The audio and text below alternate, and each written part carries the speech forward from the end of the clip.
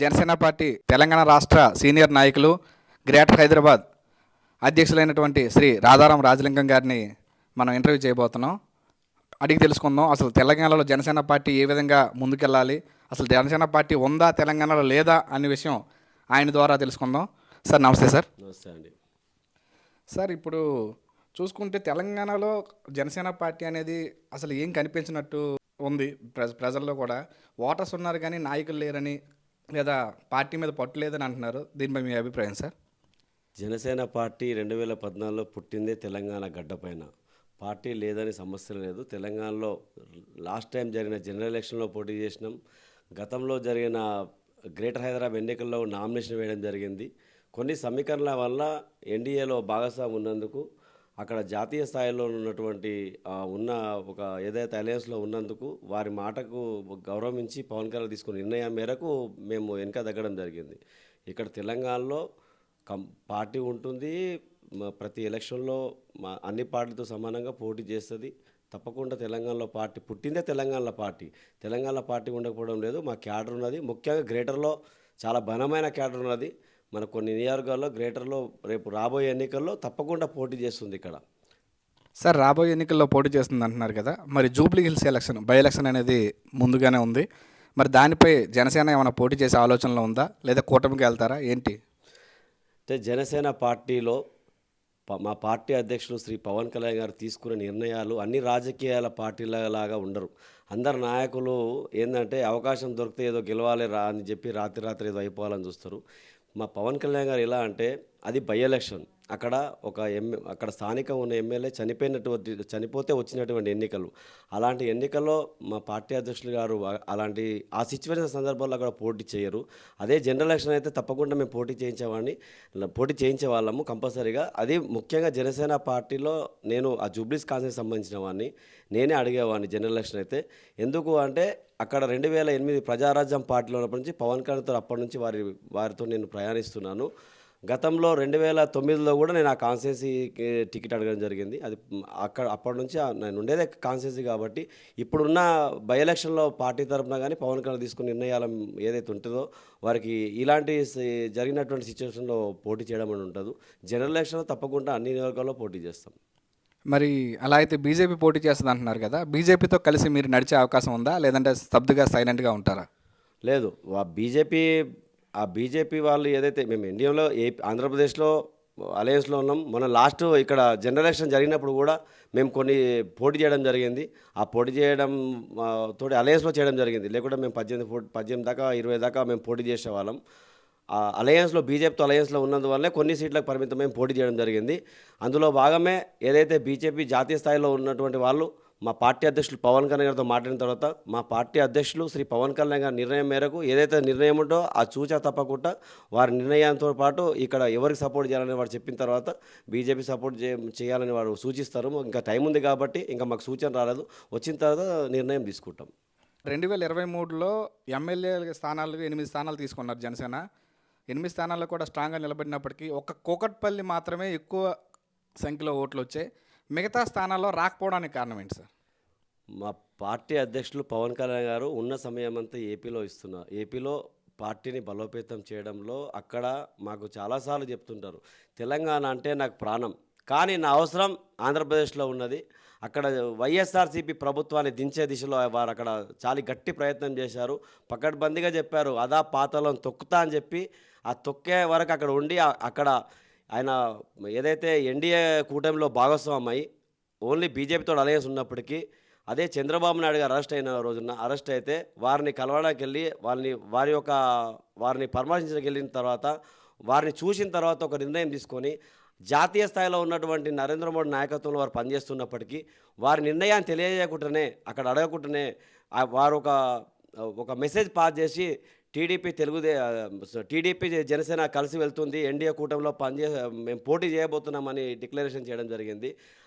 ఎంత అంటే అతని వారి ఆలోచన విధానము తీసుకొని ఒక సంఘటిత నిర్ణయం తీసుకొని అక్కడ ఎన్డీఏలో కూటమైన ఉండి అక్కడ జాతీయ స్థాయిలో నరేంద్ర మోడీ నాయకత్వాన్ని ఒప్పించి ఇక్కడ వీరిని ఒప్పించి అక్కడ జాతీయ స్థాయిలో నరేంద్ర మోడీ నాయకత్వాన్ని బలపరిచి ఇక్కడ ఆంధ్రప్రదేశ్లో మన టీడీపీని ఇక్కడ అధికారంలో తీసుకొచ్చి అలయన్స్లో ఏదైతే ఉమ్మడిగా కూటమిగా ఏర్పడి ఈరోజు ప్రభుత్వాన్ని ఏర్పాటు చేయడం జరిగింది.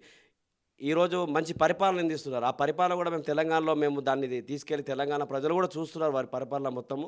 చాలా ఇప్పుడు గతంలో ఉన్న వైఎస్ఆర్సీపీ పార్టీ కూడా ఇంత ఫండ్ సెంట్రల్కి తీయలేకపోయింది. పవన్ కళ్యాణ్ గారు చాలా షార్ట్ పీరియడ్లో చాలా ఫండింగ్ తీసుకొచ్చారు. అక్కడ మనమంతా చూస్తున్నాం అక్కడ.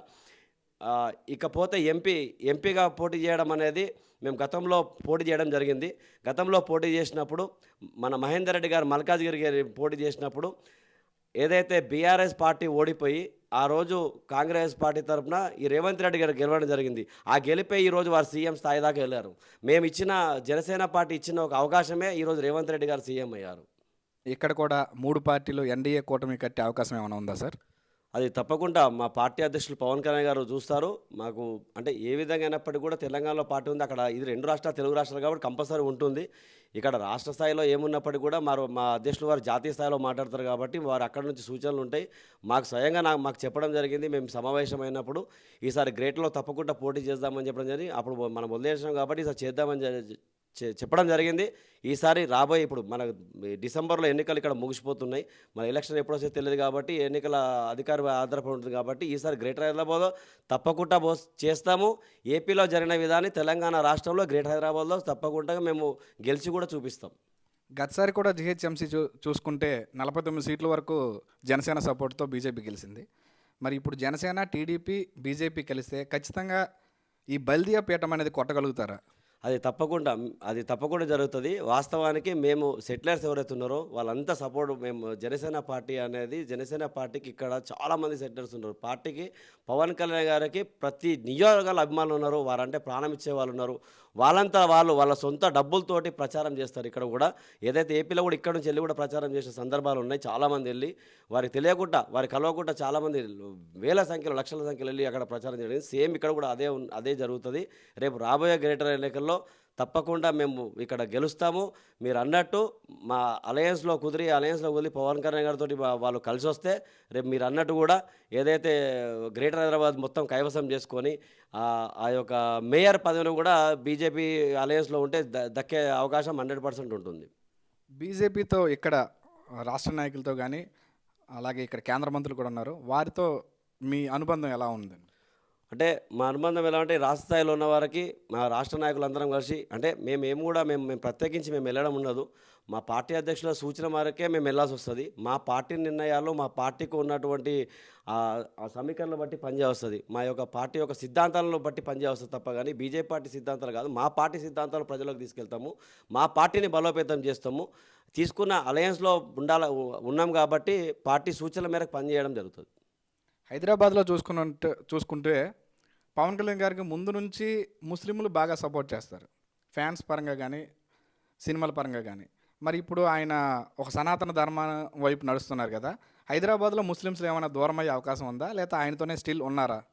సనాతన ధర్మం తీసుకుంది ఆయన హిందువు కాబట్టి సనాతన ధర్మాన్ని ఎంచుకున్నాడు. ఎవరి కులం వారికి ఇంపార్టెంట్ కాబట్టి ఆ కులాన్ని ప్రేమిస్తారు కాబట్టి ముందుగా దాన్ని ప్రేమించిన తర్వాతనే ఇప్పుడు నేను కూడా హిందువునే కాబట్టి నా హిందువుని ఫస్ట్ నా ధర్మం హిందువుగా ఉండడమే నా ధర్మం ఉంటుంది. కాకపోతే రాజకీయాల్లో ఉన్నప్పుడు ఏంటంటే రాజకీయాల్లో ఉన్నా కానీ పవన్ కళ్యాణ్ అనే వ్యక్తి వేరు. ఆయన చాలా సందర్భాలు చెప్తారు, నేను సనాతన ధర్మాన్ని తీసుకున్నప్పటికీ కూడా నాకు అన్నీ సమానమే, కానీ అందులో ముఖ్యంగా నా సనాతన ధర్మానికి నేను ఇవ్వాలని అంటే దేశవ్యాప్తంగా కూడా ఇప్పటివరకు ఎవరు కూడా దీన్ని ముందు తీసుకెళ్లే దిశలో లేరు.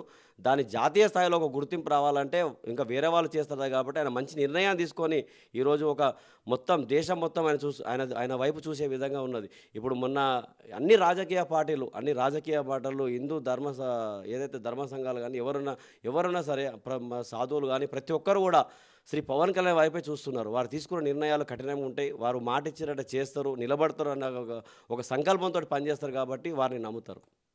మాటిస్తే నిలబడతారని చెప్పారు కదా, మరి నిన్న ఉప్పాడలో స్టే రక్షణ గోడ కోసం చెప్పారనమాట. నేను కట్టలేకపోతే రాజకీయాల నుంచి వెళ్ళిపోతాను అని. దానిపై మీ స్పందన ఏంటి సార్? ఎవరైనా ఉన్నారా అట్లా? ఏ రాజకీయ నాయకుడు చెప్తాడా? జగన్ చెప్పిండా ఎప్పుడన్నా? ఏ రాజకీయ నాయకుడు చెప్పిండా? ఏ రాజకీయ నాయకుడు చెప్పుడు? అన్ని దొంగ మాటలు చెప్తారు. ఇక్కడ కూడా తెలంగాణలో కూడా ట్యాంక్ బండ్ మీద పోయి ఊరేసుకుంటామని చెప్పారు. తాడేసుకొని ఊరేసుకోడు. ఎవడన్నా వేసుకున్నాడా? అన్ని ఉత్తమ మాటలు చెప్తారు. పవన్ కళ్యాణ్ గారు చెప్పే మాట, ప్రతి మాట ఆయన గొంతుల దగ్గర వచ్చిందంటే అది ఆయన, అంటే అది నిర్ణయం తీసుకున్నాడంటే ఆ నిర్ణయాన్ని కట్టుబడి ఉండే వ్యక్తి. ఆయన ప్రాణం వరకు ఆయన తుది శ్వాస వరకు కొట్లాడే వ్యక్తి. అలాంటి రాజకీయ నాయకుడు రాజకీయం రావడం పెద్ద అందరి అదృష్టం. అంటే ఇక్కడ తెలుగు రాష్ట్రాల్లో అందరి అదృష్టం ఆయన రాజకీయాల్లో రావడము. వారు చెప్పడం ఏమన్నారు వారు, ఇక్కడ అది దాదాపు 300 కోట్ల పైచిలకు ఏదో ఉంది, 320 కోట్ల సంథింగ్ ఏదో ఉంది. దాన్ని కేంద్రం దృష్టికి తీసుకెళ్ళాము. ఇది రాత్రే జరిగే పని కాదు. మీరు ఏదో వైసీపీ వాళ్ళు ఏదో ఏలన చేసి దాన్ని ఇచ్చేస్తే దాన్ని మీరంతా తిట్టేది ఉంటే స్వయంగా తిట్టండి. మీరు ఎంత ఇప్పుడు కూడా ఆయన చెప్తుండు, రాజకీయాలకు వచ్చిన తర్వాత ఆయన తిట్టిన వాళ్ళు అంటే ఆపోజిషన్ పార్టీ వాళ్ళు కావచ్చు, ఎవరైనా XYZ ఎవరున్నా సరే వాళ్ళు ఏ రాజకీయ నాయకుడు తిడితే దానికి ప్రతిఘటన వేరే విధంగా కిక్డప్ చేయడమో, అది చేయడమో, లేకపోతే ఎత్తుకరావడమో, లేకపోతే వేరే రకంగా ఉంటుంది. కానీ ఈయన దగ్గర స్వేచ్ఛ ఇస్తాడు. తిట్టే వాళ్ళకు కూడా స్వేచ్ఛ ఇస్తాడు. ఏ రాజకీయ నాయకుడు అలా స్వేచ్ఛ ఇవ్వడు. తిట్టేవాళ్ళు ఉంటే తిట్టండి అని చెప్పుకున్న వ్యక్తి, స్వీకరించే వ్యక్తి పవన్ కళ్యాణ్ గారు. ఆ స్వీకరణ ఈరోజు అంత స్థాయికి తీసుకెళ్ళింది. ఇప్పుడు కూడా అంత కఠినమైన నిర్ణయము ఏది మన ఆంధ్రప్రదేశ్లో ఇప్పుడు ఏదైతే 320 కోట్లు అది ఏదైతే ఉందో పిఠాపురం సంబంధించి ఉందో దాన్ని కేంద్ర ప్రభుత్వాన్ని ఒప్పించి రాత్రి జరిగేది. ఇది కొంత సమయం పడుతుంది. నాకు సమయం ఇవ్వండి. నేను చేయకపోతే మీకు ఒకవేళ ఈ హామీని నేను నెరవేర్చకపోతే రాజకీయాల్లో కూడా నేను ఉండి వేస్ట్ అనేది చెప్పడం జరిగింది. ఏ నాయకుడు చెప్పలేడు. ఆయన ఖచ్చితంగా ఆ ప్రాజెక్టు కూడా పూర్తి చేస్తాడు. అలానే కూడా ఏపీ నుంచి నామినేటెడ్ పదవులు వచ్చాయి సార్. మిగతా వారికి కూడా వచ్చే అవకాశం ఉందా? వచ్చిన వాళ్ళకు మీరేం చెప్తారు? అంటే ప్రభుత్వం ఫామ్ చేసింది ఆంధ్రప్రదేశ్లో, మేమున్నది తెలంగాణలో. అంటే మేము ఆశించడం కూడా అనేది కరెక్ట్ కాదు ముందుగా. ఎందుకు అంటే పవన్ కళ్యాణ్ గారి దగ్గర వారితోటి వారి యొక్క భావజాలానికి నేను ఆకర్షితున్నాయి 2008 నుంచి ప్రయాణిస్తున్నాను. వారి గురించి నాకు తెలుసు కాబట్టి నా పర్సనల్ ఒపీనియన్ చెప్తున్నాను. పవన్ కళ్యాణ్ గారితో ప్రయాణం చేయాలంటే చాలా ఓపిక కావాలి, సహనం కావాలి, వెయిట్ చేయాలి. వెయిట్ చేసినప్పుడు ఆయన ఏంటంటే అందరినీ చూస్తలేరన్న ఫీలింగ్లో అందరు నాయకులు కానీ అందరూ ఉంటారు. ఆ విధంగా కాదు. ఆయన అందరికి తెలుసు ఎవరిని ఎప్పుడు చేయాలి, ఎక్కడ కూర్చోబెట్టాలి, ఎవరిని ఏ పదవి ఇవ్వాలి, ఏ బాధ్యత ఇవ్వాలన్న నిర్ణయం వారు తీసుకుంటారు. ఎందుకంటే ఇప్పుడు మీరు ఏదైతే అక్కడ ప్రభుత్వం ఫామ్ చేసింది ఆంధ్రప్రదేశ్లో, తెలంగాణ కాదు. అయినప్పటికీ కూడా మాకు ఇక్కడ శంకర్ గారికి అక్కడ బోర్డు మెంబర్ మహేందర్ రెడ్డి గారికి ఇవ్వడం జరిగింది. తర్వాత శంకర్ గారికి మొన్ననే ఇక్కడ ఇవ్వడం జరిగింది. టీటీడీ హిమాయత్ నగర్ చైర్మన్కి ఇవ్వడం జరిగింది. ఇంకా అవకాశం ఉన్న వారికి వారు చేస్తారు. కానీ ఇక్కడ మనం అంటే తెలంగాణ నుంచి నా పర్సనల్ ఒపీనియన్ అయితే ఆశించడం అనేది కరెక్ట్ కాదని. అలానే తెలంగాణలో పార్టీ పరిస్థితి అంటే కమిటీలు కానీ, ఈ విద్యార్థి విభాగాలు కానీ, మహిళా విభాగం కానీ ఎప్పుడు వేస్తారంటారు? ఏ విధంగా ముందుకెళ్తారు దానిపైన? అంటే పార్టీలో ఇక్కడ తెలంగాణలో కమిటీలు ఆల్రెడీ ఉన్నాయి. ఇప్పుడు గతంలో పవన్ కళ్యాణ్ గారు ప్రకటించిన కమిటీలు యథావిధిగా ప్రస్తుతం నడుస్తున్నాయి అవి. కాకపోతే ఏంటంటే ఇప్పుడు ఏదైతే మాది పార్టీ సభ్యత్వం కూడా ఉంది. ఈ పార్టీ సభ్యత్వం ఇంకా కొద్ది రోజుల్లో మొదలవుతుంది. దాని తర్వాత బలమైన కమిటీలు, బలమైన నాయకుల్ని ఇక్కడ తెలంగాణలో కూడా పార్టీని బలోపేతం చేయడం, మిగతా పార్టీలు ఏదైతే ప్రధానమైన పార్టీల ధీటుగా చేసే విధంగా, ఇంకా ఇక్కడ చేరే వాళ్ళు కూడా పార్టీలో ఇక్కడ గ్రేటర్ హైదరాబాద్లో కానీ జిల్లాలో కానీ చేరే వాళ్ళు కూడా చాలామంది చాలా పార్టీ నుంచి వచ్చేవాళ్ళు ఉన్నారు. వాళ్ళందరిని ఆహ్వానించుకొని అందరిని రాష్ట్ర నాయకులు అందరూ ఒక సమిష్టి నిర్ణయం తీసుకొని పార్టీ అధ్యక్షులు గారు పవన్ కళ్యాణ్ గారి దృష్టికి తీసుకెళ్ళి కమిటీలు కూడా తప్పకుండా వేస్తాము. అంటే కమిటీలు వేసిన వారు కూడా మారుతూ ఉండాలి. ప్రతి పార్టీలో 2 years ఉంటారు. ఆ విధంగా ఇక్కడ కూడా మేము చేయాలని పార్టీ అధ్యక్షులు గారు చెప్పడం కూడా జరిగిపోయింది చాలాసార్లు. ఇప్పుడు ఏదైతే గ్రేటర్ ఎలక్షన్ ఉన్నాయి కదా, దానికన్నా ముందే మేము కమిటీలు కూడా వేయడం జరుగుతుంది. బలంగా ఇక్కడ మేము పార్టీని కూడా తీసుకెళ్తాం. మీ నియోజకవర్గంలో గతంలో చూసుకుంటే మోతీనగర్లో జెండా ఆవిష్కరణలు కానీ చేశారు కదా. ఇప్పుడు కాంగ్రెస్ గవర్నమెంట్ వచ్చిన నుంచి జనసేన పార్టీ యాక్టివిటీస్ అనేవి సరిగా జరగట్లేదు. ఎందుకని? జెండా ఆవిష్కరణలు ఎందుకు చాలా చేసినాం. పబ్బులు బంద్ చేయడానికి చేసినాము. రకరకాల ధర్నాలు చేసినాం. మేము ఇక్కడ హైదరాబాద్లో గ్రేటర్ హైదరాబాద్లో చాలా ధర్నాలు చేసినాము. అంటే కాంగ్రెస్కు పార్టీకి వారి సిద్ధాంతం వేరు, మా సిద్ధాంతాలు వేరు. వారు వచ్చింది మొన్ననే కాబట్టి ఒక 1 year 2 years చూడాలి కాబట్టి వెయిట్ చేస్తున్నాము. మేము రాజకీయంగా వేరు, వ్యక్తిగతంగా వేరు. మా పార్టీ అధ్యక్షులు పవన్ కళ్యాణ్ కూడా మొన్న జరిగినటువంటి రేవంత్ రెడ్డి కూడా చెక్ ఇవ్వడం జరిగింది. ₹1 కోటి చెక్ ఇవ్వడం జరిగింది ప్రభుత్వానికి కూడా. మేము ఏదైతే జనసేన పార్టీ తరపున మా పార్టీ ఉనికి చాటుకుంటాం. ఇక్కడ జరుగుతున్నటువంటి సమీకరణలు ఇప్పుడు ఏదైతే వాళ్ళు మాటిచ్చిన చేయబోయినప్పుడు కొన్ని జరగట్లేదు వాస్తవానికి. దాన్ని కూడా మేము కూడా దాన్ని ఎదిరిస్తాము. కొద్ది రోజుల్లో కూడా మేము పార్టీ సభ్యత్వం మీద ఇప్పుడు ప్రస్తుతం దాని మీద దృష్టి పెట్టినాము. సభ్యత్వం అయిపోయిన తర్వాత నిరంతరం కూడా ఇక్కడ గ్రేటర్ హైదరాబాద్లో కార్యక్రమాలు ఉంటాయి. సేమ్ టైం ఏంటంటే జూబ్లీస్ నియోజకవర్గంలో కూడా ఏదైతే జూబ్లీస్ నియోజకవర్గం ఉందో ఈ నియోజకవర్గం కూడా ఇప్పుడు ఎన్నికలు జరుగుతున్నాయి కాబట్టి, ఇప్పుడు బై ఎలక్షన్ వచ్చినాయి కాబట్టి బై ఎలక్షన్లో కూడా మా పార్టీ అధ్యక్షులు గారి నిర్ణయం ఎలా తీసుకుంటే ఆ నిర్ణయాన్ని తీసుకొని కాన్స్టిట్యున్సీలో వెళ్తాం.